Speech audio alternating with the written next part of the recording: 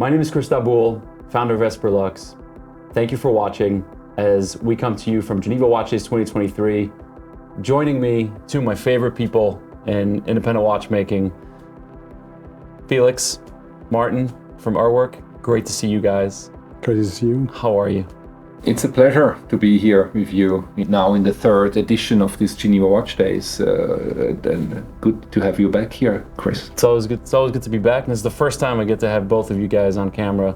That's rare, huh? So it is rare. It is rare. I've tried many a times, and it's always I'm not, just Phil will do. Martin will do it, and then Phil's like, hey, listen, brother, let's get Felix to do this one, and so it's nice to have you guys both on here.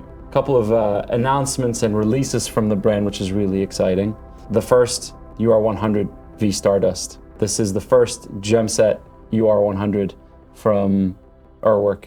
Maybe you can tell us a little bit about what inspired you to get to this point with this watch. So from my side, I'm actually an admirer of stones and precious stones. It can be rubies, can be diamonds. Actually, the history of my father's store, where he was able actually to get jewelry and to repair jewelry in Schaffhausen. And this is where I started actually, because you have some time you have kind of jewelry where the stones are falling out. And me as a child at the time, playing around in the place of this shop of my father, I kept one or two of these stones which are falling out. So, found. And I had a little collection of these stones. I kind of like an Elster. The precious stones, like the bird. A bird. And the work on precious diamonds like that Stardust is actually even higher, because we use here stones of 0.8, 0.6 millimeter. Actually, the price is higher than the double size, like let's say a 1 millimeter or 1.2 millimeter. So it is a higher price because they are super small. So it's more actually a work of precision, and the value goes back into the work and not so much into the diamond. So for me as a watchmaker, that's kind of fascinating, that the value of these stones are more in the work actually. So they are set on top of a steel case. So that's kind of gives an incredible, very cold, white, strong look to it. And for sure, the steel case also makes it very wearable, because a gold case in these dimensions becomes quite heavy. So this diamond watch is very wearable through its weight. There are more than 350 stones on that watch. To have that on these big surfaces of the case is quite unique. I've rarely seen that on big surfaces like that.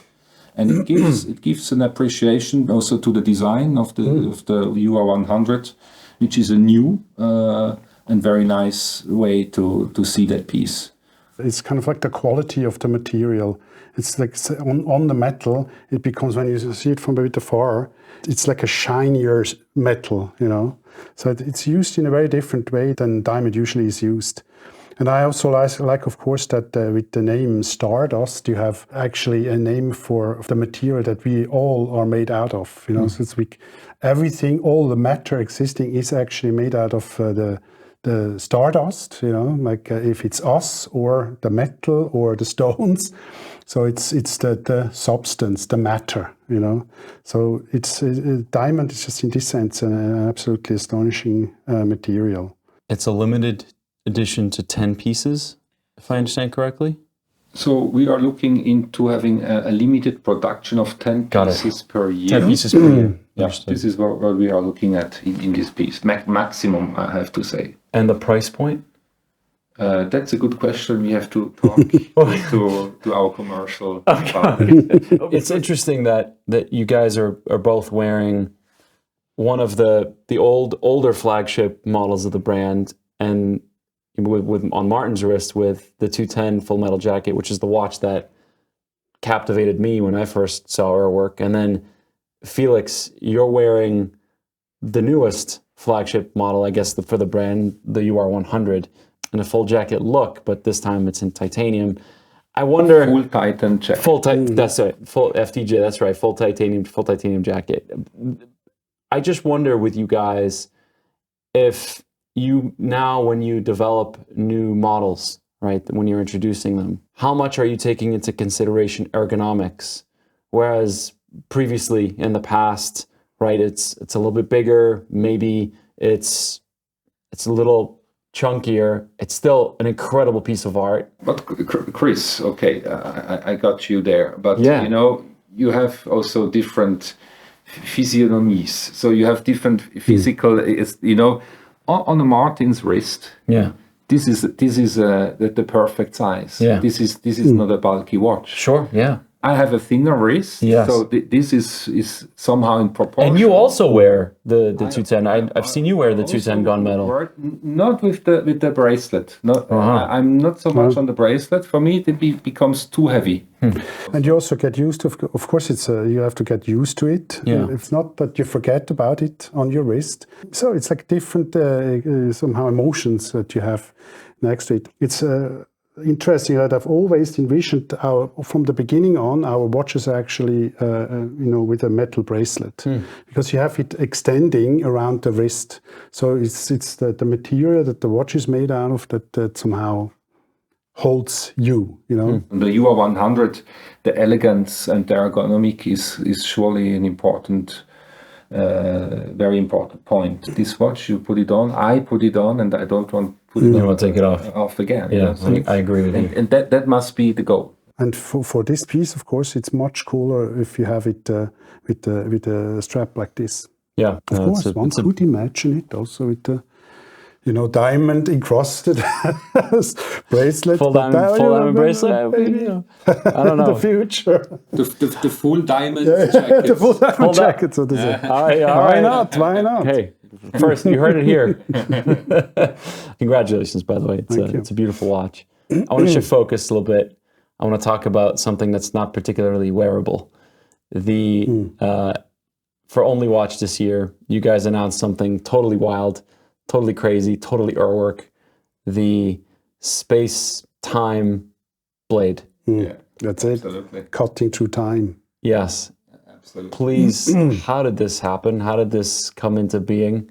The origin is kind from my father's clock he offered to me like 15 years ago, which comes from Gustave Sandoz, Royal Marine clockmaker at the time of France. This was a precision regulator who indicated the kilometers, 10 kilometers, 100, and the 40,000. So that's the surrounding of the Earth.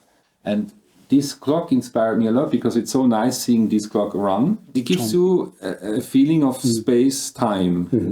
Then further in the UR-100, actually, we have these indications also of 20 minutes and how much space you are traveling in these 20 minutes. And now we brought that crazy unique piece clock into the space-time blade, which is an electronical device. We have 5 different measurings on space-time. And it's exciting to travel with that blade, actually. And it's just so cool. And I think the way you change the time, it's such an URWERK thing to put it in the hands of the user rather than just a clock you hang on the wall and that's it, you don't touch again. The interactivity between the owner or the user is very much in line with the philosophy of URWERK and what you guys do. It's an URWERK which is totally concepted and created and thought and innovated by URWERK, but the execution is by Dalibor Farni. He's an incredible artisan and he has a small factory. He was able in his factory to recreate the Nixie tubes, which were very contemporary and very even futuristic in the 40s and 50s. And we found out now, still today, it's the most reactive digital indicator. So actually it's 100,000 numbers in 1 second can be shown by a Nixie tube. And not LED or LCD are not as fast, as reactive than these Nixie tubes. Even if the vintage feel of it, the glowing feel of it is incredible. Of course, I mean, it's something that we know from back in the day, when you opened a TV set and you had like these tubes inside, like the old technology, and then you had like behind the glass, you had this strange world. And that's what I'm saying. I don't remember those Tell you days, about those days. But I mean, this is a fascinating old technology. But of course, when you do it today, that's a bit similar also with watchmaking. When you have traditional watchmaking, this is the technology that is maybe anachronistic in a certain way. But if you do it still today, you have to do it differently. Yeah. And that's exactly what we do with URWERK. We try to do it today, but including different technologies from back in the day, and then exploring what they still can offer, and also exploring new stuff. The Only Watch project allows us to do this kind of crazy collaboration pieces. We collaborated with other watchmakers, that's something that we can do. But I have to say, Martin, we don't need exactly Only Watch to be as crazy as we are. We were already as crazy as we were before. But sometimes it helps to do some stuff that that otherwise was not so easy. Yeah. Fasten your seatbelts for the future. Well, hey, I'm along for the ride. I think a lot of people are. They're always looking forward to what you guys have coming next. There's no shortage of fun stuff, as I call it. So, and it's a pleasure to see both of you. Every opportunity, to go crazy. That's for sure. That's definitely the fact. Yeah. It's always a pleasure, guys. Thank you for making the time. Appreciate it. Hopefully, I think the weather's clearing up, so we'll enjoy a little bit more sunshine the next couple days. And congratulations on the incredible releases. And again, thank you. Thank you. Thank you to you, Chris. Thank you, guys.